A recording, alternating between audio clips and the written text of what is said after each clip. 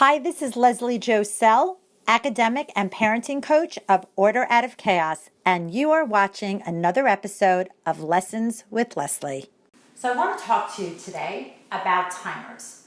They are a great tool to help your students stay on track, on time, and on task. Now, before any of you out there are going, wait a minute, my kid finds them super anxiety producing, I get that, and I do see a lot of that. But if you do have a student that likes a timer, that thinks it's fun, it's game-like, it's like they can be playing like beat the clock a little bit, then I highly recommend you using a timer to help them see their time as they work on something, but also to help them get started.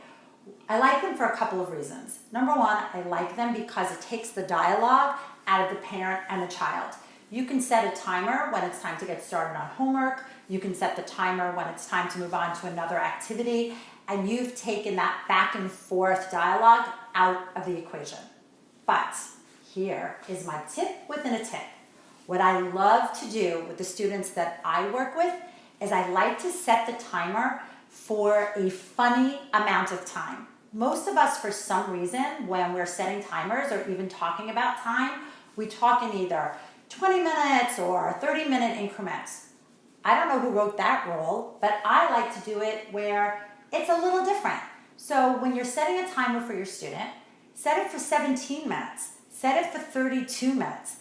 They'll think it's a little funny, they'll think it's a little kooky, but they'll also think it's different. And when we put novelty around something, we remember it. When we have something that we're used to, we tend to forget about it and not see it. So by all means, get your student a timer, and when you're setting it, go for the fun and the different and set it for an odd amount. Now, if you like these tips and tools and you want to learn more about these timers, which are time timers, head to our website, orderoochaos.com. Hope to see you there.